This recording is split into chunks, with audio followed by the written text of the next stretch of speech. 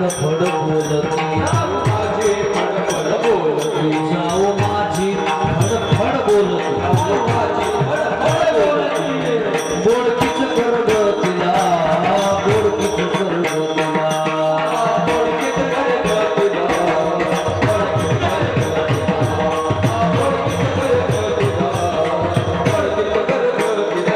नंदीच carrot किर किर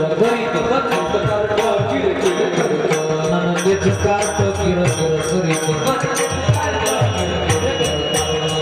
हरदच हो दे त्याला हरदच हो दे त्याला हरदच हो दे त्याला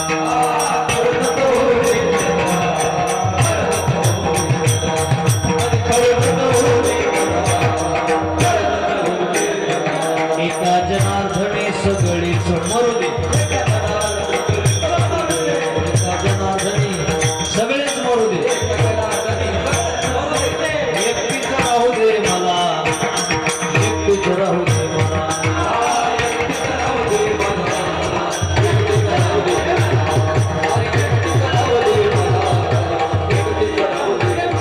हरी सत्वर पावके मला सत्वर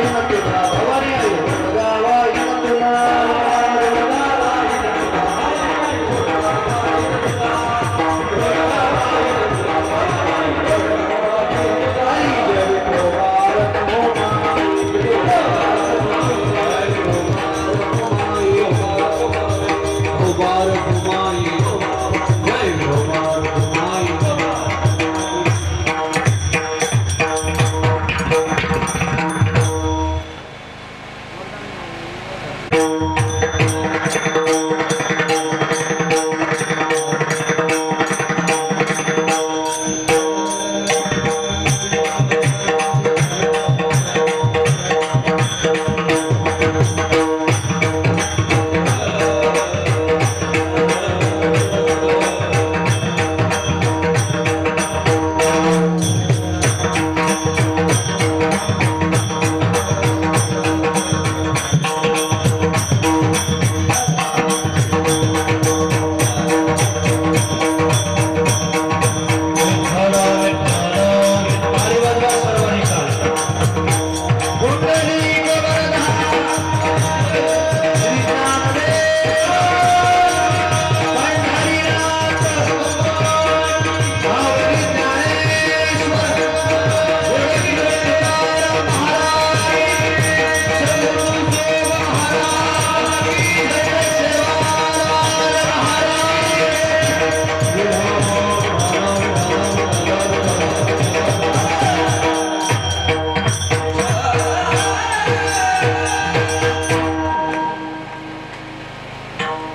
हरी हरी पावगे मला सत्वर पावगे मला भवानी आई रोडगा वाहिन तुला सत्वर पावगे मला भवानी आई रोडगा वाहिन तुला सासरा माझा गावी गेला सासरा माझा गावी गेला तिकडच खपवी त्याला भवानी आई रोडगा वाहिन तुला सासू माझी जाच करती सासू माझी जाच करती लवकर निर्दळी तिला भवानी आई रोडगा वाहिन तुला जाऊ माझी फडफड बोलती जाऊ माझी फडफड बोलती बोडकी चकर गतीला भवानी आई रोडगा वाहिन तुला ननंदेच कार्ट किरकिर करीत ननंदेच कार्ट किरकिर करीत खरोजच हो दे त्याला भवानी आई रोडगा वाहिन तुला एका जनार्दनी सगळेच मरू दे कीर्तनाला आलेले सोडून एका जनार्दनी सगळेच मरू दे एकटीच राहू दे मला सत्वर पावगे मला भवानी आई रोडगा वाहिन तुला नमो ज्ञानेश्वर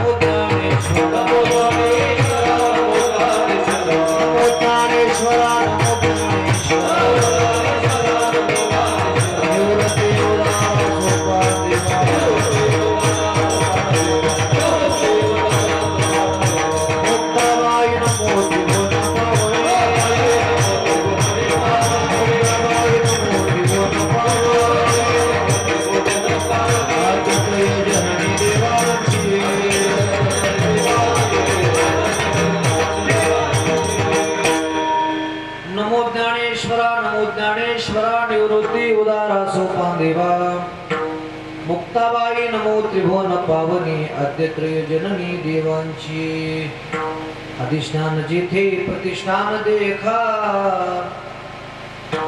जेथे जन्मला श्री गुणातीत एका जयाचे नामे चुके जन्म व्यथा नमस्कार माझा श्री सद्गुरु एकनाथ शरण शरण एकनाथा पायी माथा ठेविला नका पाहू गुण दोष झालो दास पायाचा विठ्ठला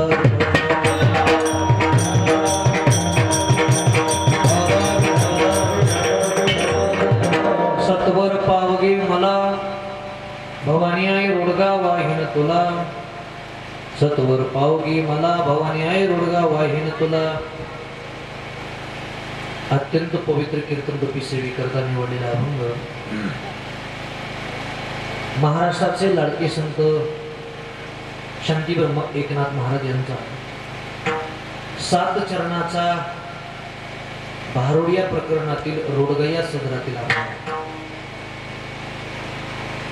अभंग घेतल्या घेतल्या सगळ्यांचे चेहरे असे कमळासारखे उमलते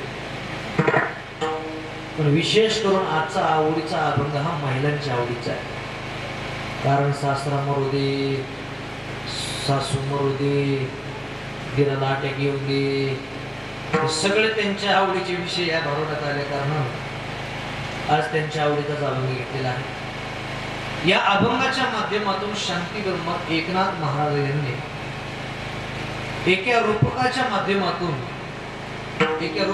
माध्यमातून एका सासूरवासीन स्त्रीची व्यथा ह्या भारुडाच्या माध्यमातून प्रतिपादन केले विठाला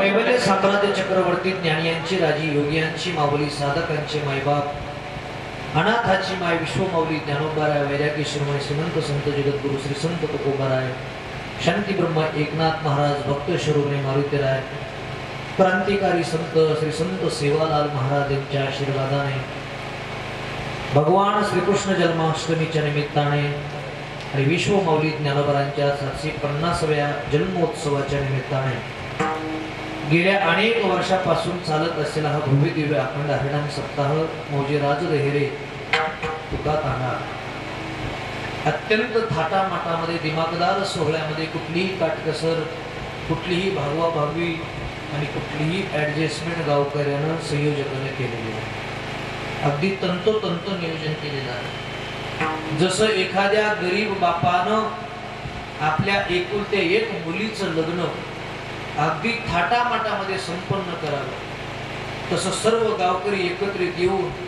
आपल्या हा भगवान परमात्म्याचा जन्म उत्सव अत्यंत थाटामाटामध्ये दिमागदार सोहळ्यामध्ये यावर्षी आपण सर्वांनी संपन्न केलेला आहे गेल्याही वर्षी या सप्ताहामध्ये मी 7व्या क्रमांकाचा अर्थात जागराची कीर्तनाची सेवा केली होती आपल्या गावचं भूषण आपल्या परिसराचं भूषण आणि वारकरी संप्रदाय ज्यांना फार मानतो असे गुरुवर्य गाथामूर्ती रामभाऊ महाराज राऊत बाबा यांच्याकडे 4 वर्ष वारकरी संप्रदायाचं अध्ययनही केलेले आहे आणि वारकरी शिक्षण संस्थेचे अधर्यू सद्गुरू जोग महाराज की जे अनेक लाखो विद्यार्थी त्या वारकरी शिक्षण संस्थेतून घडले आणि आताही घडत आहेत त्यांच्याही संस्थेमध्ये 4 वर्ष 1 नंबरनं वारकरी शिक्षण संस्था सोडून आपल्या समाजामध्ये महाराष्ट्रामध्ये जे काही अग्रगण्य कीर्तनकार आहेत तर त्या टॉप 10 कीर्तनकारापैकी अग्रगण्य ज्यांचं नाव घेतलं जातं असे श्री हरिभक्तप्रायण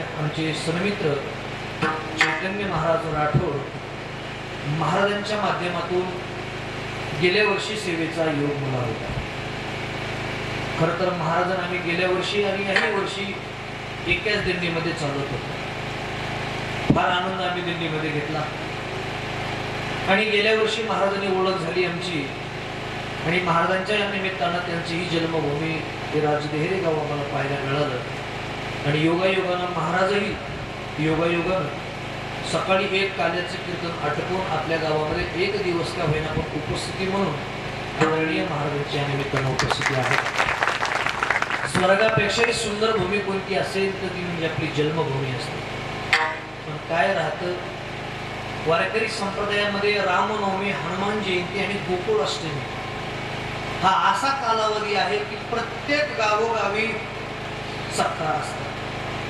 म्हणून आपल्याला काही जन्मभूमीमध्ये 8 दिवस वेळ देता येत नाही. आता माझ्याही गावामध्ये सप्ताह असतं, पण मलाही 8 दिवस गावामध्ये वेळ देता येत नाही. पण जेवढा वेळ देता येईल तुमच्यासारखंच तेवढाच वेळ गावामध्ये देता येतो. म्हणून योगायोगानं आळंदी तीर्थक्षेत्रावरून आदरणीय महाराज या निमित्तानं उपस्थित आहेत. आमच्याही गेवरे तालुक्यात मला असं वाटतं उद्याच महाराजांचे कीर्तन देवपिंपरी या गावामध्ये महाराजांचे कीर्तन आहे. मी पत्रिका पाहिली. महाराजांना माझं शतशः प्रणाम आहे. आणि या वर्षीचा योग, गेल्या वर्षी 7व्या दिवशीचं कीर्तन, जागराचं कीर्तन अत्यंत थाटामाटामध्ये संपन्न झालं. आणि या वर्षी मग बैठक बसल्यानंतर आमचे कुठे चालले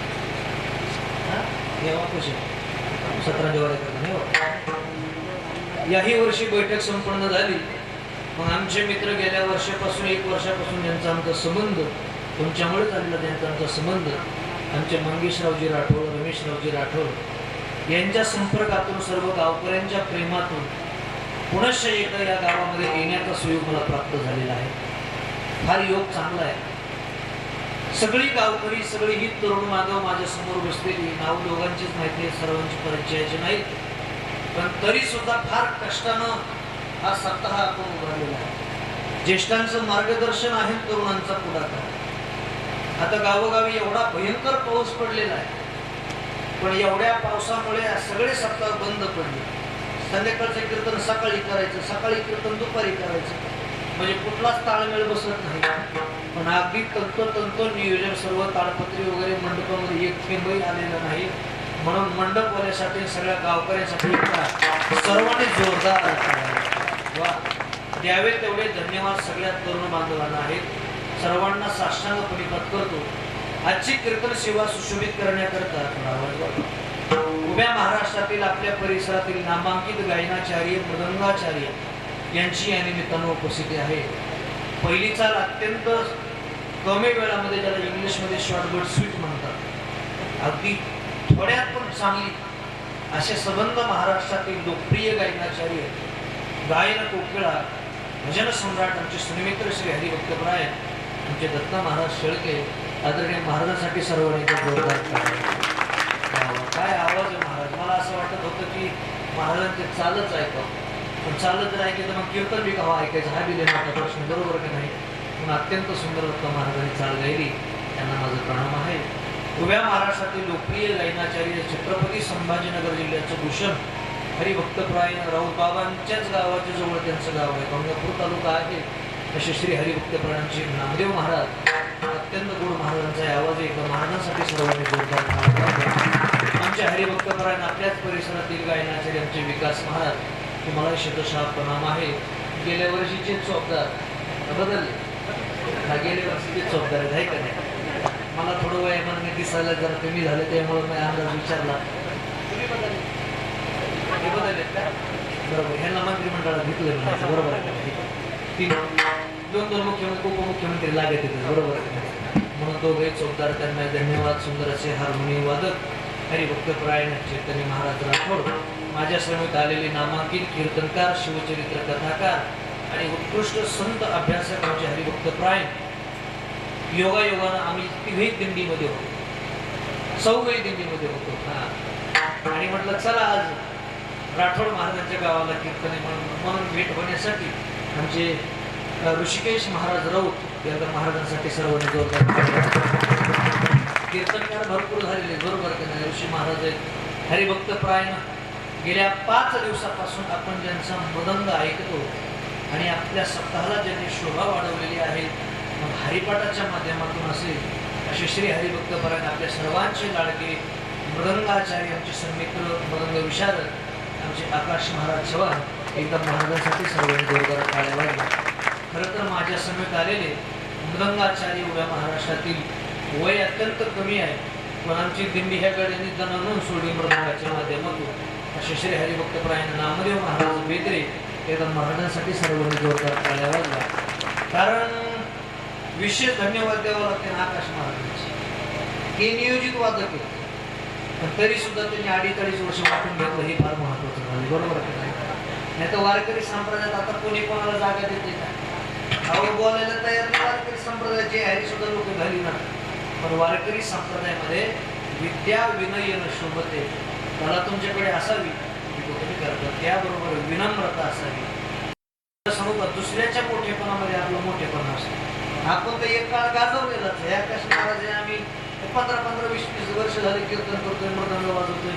मग ह्या मुलांची जर आता सुरुवात असेल, लोक त्यांचं कौतुक करत असतील, तर मग शुभमन गिल जर कॅप्टन होत असेल तर रोहित शर्माने पाठिंबा द्यायला काय अडचण बरोबर नाही. म्हणून आमचे आकाश महाराज यांना पुनश्च मनोभावी मी करतो. सुंदर असे विनेकरी आहेत, अत्यंत गोड सामसुर्वेचे पाऊल चालू आहे. पण 2-4 बॉक्स आहेत, खणखणीत त्यांनी आवाज दिलेला आहे.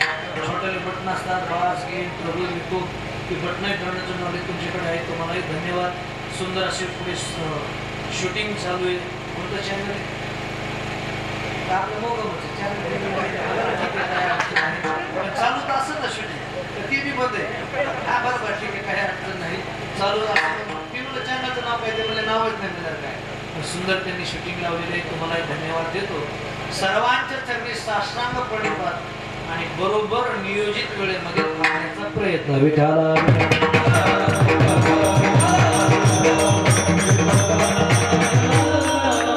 अभंग एकनाथ महाराजांचा. या अभंगाच्या माध्यमातून एकनाथ महाराजांनी एका सासरूवासी स्त्रीची व्यथा भारुडाच्या माध्यमातून मांडलेली आहे. माझ्याकडे पहा. पुढच्या भूक लागली काय?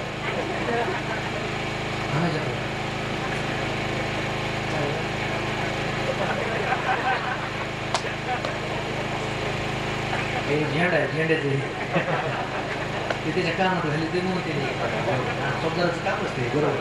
फक्त आता तिकडे जाऊ नका तुम्ही, तिकडे तुमच्यासोबत मी पण येणार तिकडे. तुम्ही घरी गेले की मी घरी, असं जातं. फक्त 11 वाजेपर्यंत माझ्याकडे तुम्ही बघा. हा अभंग नाथ महाराजांचा, आणि हा अभंग जो घेतला तो भारुड या प्रकरणातला. कशातला अभंग बोलत नाही. हे समोर जे माणसं बसलीत का, तरुण पोरं, छोटे मुलं बसलीत का माझ्या समोर, फक्त बोलत राहायचं. मी बोलतो महाराज, मी काय सगळं बसा महाराज असं बोलत राहायचं. आणि मी काही बी सांगत राहिलं की फक्त माझ्याकडे बघून असंच केलं, म्हणजे मला कळून तुम्हाला मी चांगलं कळालं. नाही तर आघाडीच्या वरातून बाहेरच्या घरात असं होत आहे बरोबर. एक माणूस माझ्याकडे चित्र नुसतं असं बघायचं, नुसतं असं बघायचं. मी शेजारच्या काय कशी पण बघायला की म्हणजे त्याला बोकड्याचा डोळा बशी गेला, तसं काही तो होऊ नाही. म्हणून तुम्ही माझ्याकडे थोडं बोलत राहा. अभंग या भारुड प्रकरणातला. नाथ महाराजांच्या काळामध्ये मनोरंजनाचं कुठलंही साधन नव्हतं. लक्षात येईल की बोलून, मनोरंजनाचं कुठलंही साधन नव्हतं. आता मनोरंजनाचं साधन प्रत्येकाच्या घरामध्ये मनोरंजनाची साधन आहे टीव्ही, आणि प्रत्येकाच्या हातामध्ये सध्या मनोरंजनाचं नाव आहे मोबाईल. आपण कीर्तनात बसल्या बसल्या महाराजांना बोर करायला लागली की आपण व्हॉट्सअप करू शकतो, आपण इंस्टाग्रामला जाऊ शकतो, आपण स्नॅपचॅटला फोटो करू शकतो. म्हणजे प्रत्येकाच्या घरामध्ये खिशामध्ये सध्या मनोरंजनाचं साधन झालेलं आहे. पण 750 वर्षापूर्वी मनोरंजनाचं कुठलंही साधन नव्हतं. म्हणून काहीतरी समाजाचं प्रबोधन व्हावं, मनोरंजन व्हावं, म्हणून नाथ महाराजांनी आपल्या लेखणीच्या माध्यमातून समाजाचं प्रबोधन केलं. 350 पेक्षा जास्त भारुड नाथ महाराजांनी लिहिले. किती भारुड लिहिले? 350 पेक्षा जास्त भारुड नाथ महाराजांनी लिहिले. मोडकेचं घर तुटकेचं छप्पर, मोडकेचं घर तुटकेचं छप्पर, देवाला देवघर नाही मला दाखल्या नको ग बाई, देवाला देवघर नाही दाखल्या नको ग बाई, देवाला देवघर नाही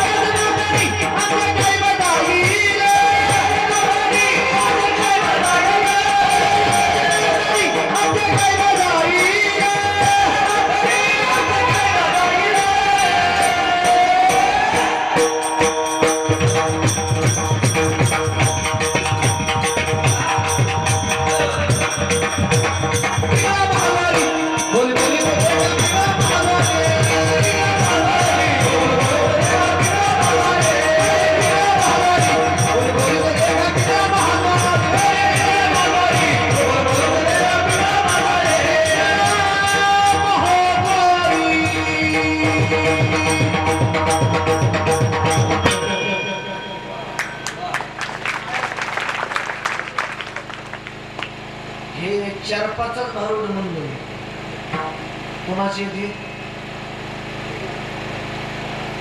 झोपले का कोणाची भारुड येते 4-5च म्हणलं तर एवढा आनंद 350 म्हणलं तर कापणच होईल आपल्या असे किती भारुड लिहिले नाथ महाराजांनी 350 पेक्षा जास्त भारुड नाथ महाराजांनी लिहिले आणि त्या भारुडापैकी एक भारुड आजच्या कीर्तनासाठी लिहिलं या अभंगातून नाथ महाराजांनी एका सासरवासी स्त्रीची व्यथा मांडली बऱ्याचशा महिला मंडळी माझ्या समोर बसलेल्या आहेत खर तर स्त्रियांच्या जीवनामध्ये 2 गोष्टी अत्यंत इम्पॉर्टंट महत्वाच्या आहेत फक्त माझ्याकडे बघा पहिली गोष्ट तिचं नाव म्हणजे माहेर आणि दुसरी गोष्ट तिचं नाव म्हणजे सासर तुमची जरी भाषा असेल गोरमाटी भाषा आहे तुमची पण मराठी तुम्हाला चांगली कळत आता जेवताना रमेश रमण मिश्र तुम्ही काय बोलत होते आम्हाला काहीच कळत नव्हतं फक्त आम्ही असं करत पण तुम्हाला जरी तुमची जरी मला समजत नसेल पण माझी तुम्हाला चांगली भाषा समजते स्त्रियांच्या जीवनामध्ये 2 गोष्टी अत्यंत महत्वाच्या एक माहेर आणि 2 सासर कशाला म्हणतात माहेर आणि कशाला म्हणतात सासर याची तुम्हाला डेफिनेशन मी व्याख्या आता सांगतो कशाला मानायचं माहेर कशाला मानायचं सासर जिथे राहण्याचं स्वातंत्र्य खाण्याचं स्वातंत्र्य फिरण्याचं स्वातंत्र्य मुलगी काहीही करू शकते त्याला म्हणायचं माहेर आणि याच्या उलट जे त्याला म्हणायचं सासर लक्षात आले जिथं राहण्याचं स्वातंत्र्य खाण्याचं स्वातंत्र्य फिरण्याचं स्वातंत्र्य मुलगी काहीही करू शकते त्याला म्हणायचं माहेर आणि याच्या ऑपोजिट याच्या विरुद्ध जे त्याला म्हणायचं सासर असं कळणार नाही एक्झाम्पल उदाहरण देतो 2 महिने झाले मुलाच्या लग्नाला आणि मुलाच्या आईनं शेजारीला आवाज दिला काकू इकडे या काकू धावतच आली काय हो काय नाही म्हटली तिकडे माग बघ ना म्हणे माग म्हणजे काय झालं बघता म्हणे माग तिकडे बघ म्हणे माग तुम्ही नका बघू एक बघ ना म्हणे माग म्हणजे झालं काय अगं काहीच नाही झालं म्हणे 2च महिने झाले माझ्या पोराच्या लग्नाला पण ही माझी सुनबाई बसली माझ्या पोराच्या मोटरसायकलवर आणि निघाली 40 गावला बरं जाय ना का बसून पण साडी नेसून तरी जायचं ना निघाली पंजाबी ड्रेसवरच तरी मी आमच्या ह्या डंगऱ्याला म्हणत होते गावठ्यांची करू नका म्हणून इथं जर गावठ्यांची कोणी असेल तर मग हे पाठ सुस्त राहतात तुमचं गाव आहे म्हणून मी सांगायला माझ्या प्रेमाचे ह्यांचं नाव घेतलं बाकी त्याचं काय करायचं मला बरोबर तरी मी आमच्या डंगऱ्याला म्हणत होते गावठ्यांची करू नका म्हणून पण हे आमचं डंगर कुठं धाडच आहे पण ह्या आमच्या डांगरेने आमच्या म्हाताऱ्याने तर नाही ऐकलं पण ह्यो आमचा बैल सुद्धा बैल म्हणजे कळालं तुम्हाला ह्यो बैल बी इकडे बघा ह्यो बैल बी लागला ना तिच्याच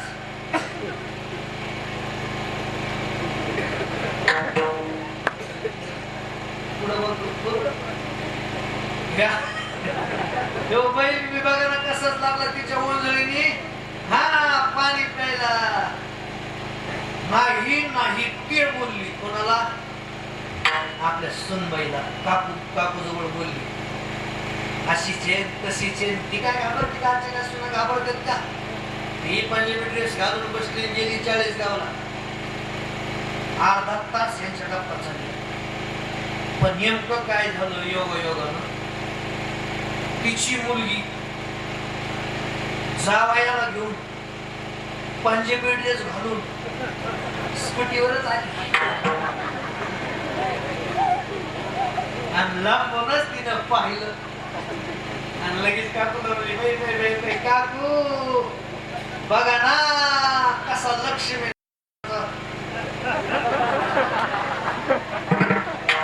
पहिला जोडा काय भोताचा होता सांगा ना पहिला जोडा भोताचा होता पण बोलण्याची भाषा का बदलली चैतन्य महाराज एकीच माहेर आहे आणि एकीच सासर आणखी उभारायचं. रक्षाबंधनाचा सण जवळ आलेला आहे आणि सुनबाईचं पोळ्या लाटण्याचं काम चालू. लाटणं बेलणं चपात्या करताना काय म्हणतात तुमच्याकडे शब्द ऍडजस्ट करून घ्या.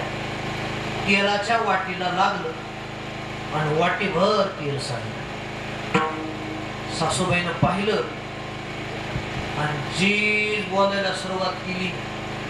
डोळे गेले काय, खासाड झाले काय, दिसाना काय, तिरकी झाली काय, मोतीबिंदू झाला काय, काळा बिंदू झाला काय, तोंडावर गेलं काय, अंगणवार गेलं काय, हातांवर गेलं काय, हेच मायने शिकलं काय, असंच असते ना. हा, हेच बापाने शिकलं काय, असं नाही नाही ते सासू बोलली. पण आता पोळ्या तर करावं लागते. तेल काय वाटेल संपलंय. पण ननंदबाई आल्या होत्या, त्यांना सांगितलं वहिनी वरली तेवढी तेलाची कॅन मला काढून द्या. तिने खाली असा डब्बा घेतला, डब्यावर उभी राहिली आणि वरून तेलाची कॅन काढता काढता हातातून कॅन निसटली. अशी जात हे धप दिशी कॅन खाली आदळली. भडा भडा भडा भडा भडा भडा भडा 1 किलो तेल वाढले.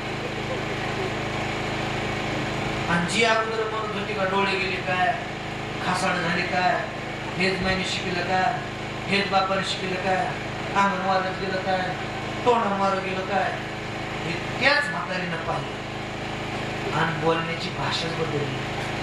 फतरत असतं, चलतच असतं, सांगतच असतं, बिडतच असतं, त्याला काय होत असतं काय नाही मागायचं आहे का नाही. ह्याच्या नाकडं लोका घालू हे डंगरीचे. का बरं भाषा बदलली? डॉक्टर साहेब भाषा का बदलली? एकीच बोला की मी तुमच्या पुढे फाशी घेणार सांगेल. एकीच माहेर आणि एकीच म्हणून ज्या मुलीला माहेरामध्ये आनंद आहे त्या मुलीला सासरी सासरी. म्हणून स्त्रियांना माहेर फार आवडतं. 80 वर्षाची महिला होऊ दे, 80 वर्षाची, पण माहेराची ओढ तिची कधीही कमी होती. महिलांचं माहेरही कुठपर्यंत जिवंत? जोपर्यंत माहेरामध्ये तुमचे आई वडील जिवंत तोपर्यंत तुमचं माहेर जिवंत. माहेरामध्ये जर आई जिवंत असेल, माहेरामध्ये वडील जिवंत असतील तर मुलीची पिशवी रिकाम्या हातानं कधीच परत येणार नाही. माय तांदूळ देईल, माय मटकी देईल, माय ज्वारी देईल. नसल आईकडे काही तर एक 10 रुपयाचा बिस्किटचा पुडा का व्हायला पण माय पिशवी टाकून देईल. याला माईच अंतःकरण म्हणतात. म्हणून मी शाळेमध्ये असताना आम्हाला कवयित्री बहिणाबाईंच्या कविता असायच्या आणि त्यांनी एका कवितेमध्ये उद्गार लिहिलं, महिलांना माहेर किती आवडतं. बहिणाबाई म्हणतात, आज माहेर आले जाण, झाली झाली हो पहाट, आली आली डोळ्यापुढे माझ्या माहेराची वाट. बहिणाबाई म्हणतात, एखादी महिला माहेराला निघाली, फाट्यावरती उतरली, गावामध्ये तिला आता यायचंय पण रस्ता थोडा खराब आहे आणि एखाद्या दगडाची तिला ठेच लागली. तर बहिणाबाई म्हणतात ती बाई त्या दगडाला शिव्या सुद्धा देत नाही, कारण तो दगड तिच्या माहेराच्या वाटेचा दगड आहे. हे बहिणाबाईंची भाषा. बहिणाबाई म्हणतात, माझ्या माहेराच्या वाटे जरी लागल्या रे ठेचा, वाटेवरच्या दगडा तुले फुटली रे वाचा, आज माहेराले जाणो, झाली झाली ओ पहाट, आली आली डोळ्यापुढे माझ्या माहेराची वाट. म्हणून माझे माऊली ज्ञानोबा म्हणतात, जाईन गे माय तया पंढरपूर, जाईन गे माय तया पंढरपूर, जाईन गे माय तया पंढरपूर,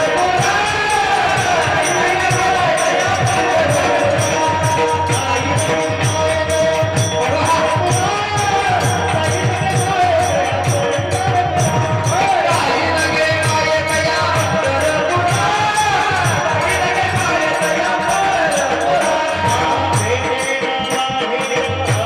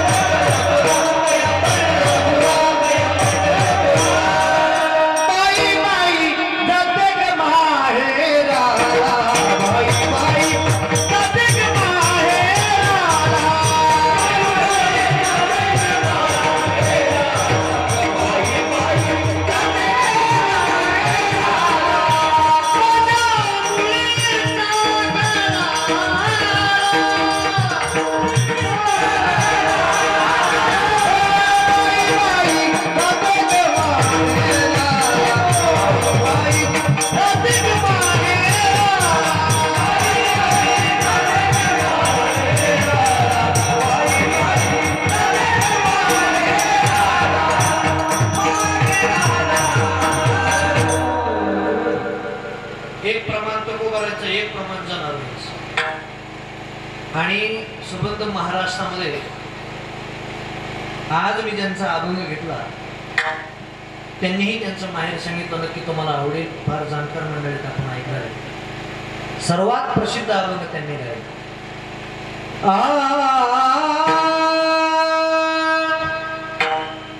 माझे माहेर पंढरी आहे भिवरे जाती.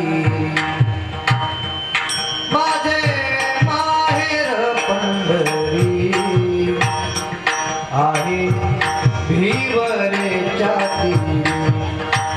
माहेरात कोण कोण आहे याची यादी नाथ महाराजांनी सांगितली. माझी बहीण चंद्रभागा, माझी बहीण चंद्रभागा करीत असे पापभंगा.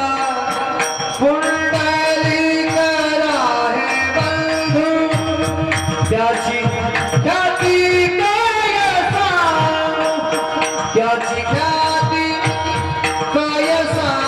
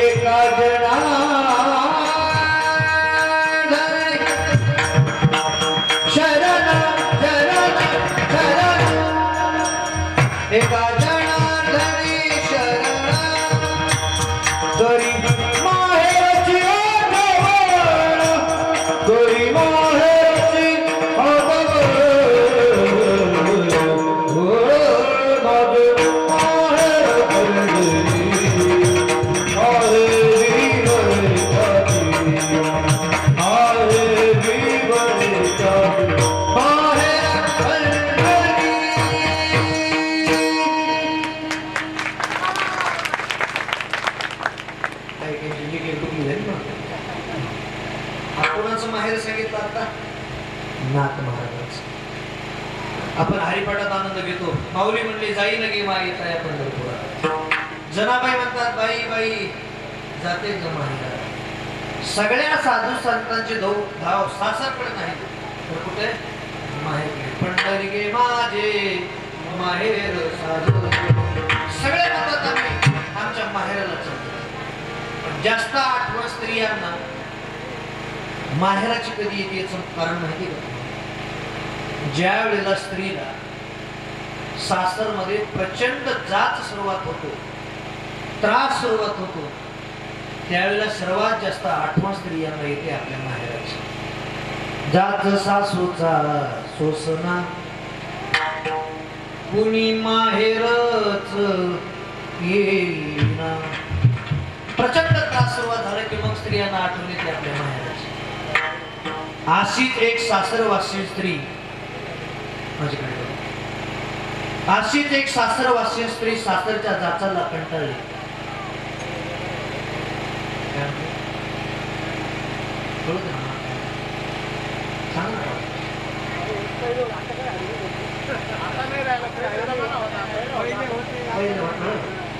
तसा घेतलं मग पहिले सांगायला आता तो जुन्या माणसाला जमाना बरोबर का नाही. पुढे बी सांगायचं मला आताच दोन्हीचं कॉम्बिनेशन पूर्णच कीर्तन याचं विठाला.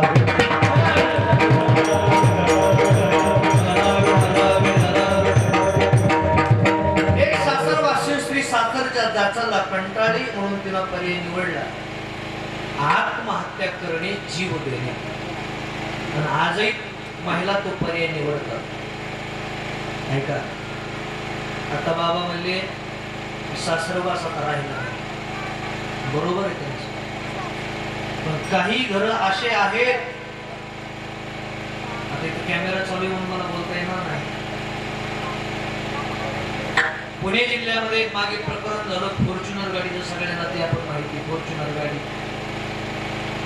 आजही असे आई वडील आहेत की आपल्या श्रीमंत जावई शोधण्याच्या नादामध्ये श्रीमंत जावयाला आपली मुलगी देतात आणि त्या घरचे लोक त्या मुलीचं पार खेळणं करून टाकतात. असेही काही माणसं आपण रोज आपल्या पेपरला वाचतो. राहिलं नाही मान्य, पण असेही काही लोक आहेत. आजही हुंडा पद्धत पूर्णपणे बंद झालेली नाही. ठीक आहे, काही लोक घेत नसतील, काही लोक देतही नसतील, पण आणखीनही काही भागामध्ये हुंडा घेतल्याशिवाय लग्न होत नाही. जरी लग्न झालं पण तरी सुद्धा मुलीला नंतर मानसिक आणि शारीरिक त्या मुलीचा छळ केला जातो. पुण्यामध्ये बंगला घ्यायचा आहे, जमीन घ्यायची, गाडी घ्यायची, जा तुझ्या मुलीला कोण एवढे एवढे पैसे आण. त्या मुलीने जर आणले नाही तर त्या मुलीला सासरवास सुरुवात होतो. याच नाव आहे सासरवास. फक्त त्याची पद्धत बदलली, काळानुसार त्याची डेफिनेशन, व्याख्या त्याची बदलली. ऐकत एक सासरवासी स्त्री सासरच्या जाचाला कंटाळली म्हणून तिनं पर्याय निवडला आत्महत्या करणे, जीव देणे. आणि महिला तो पर्याय निवडतात. सगळ्या महिलांना माझी विनंती, पुन्हा एकदा या गावामध्ये येण्याचा सुयोग मला प्राप्त झाला असेल तर हात जोडून कळकळीची तुम्हाला सर्व महिलांना माझी प्रार्थना आहे.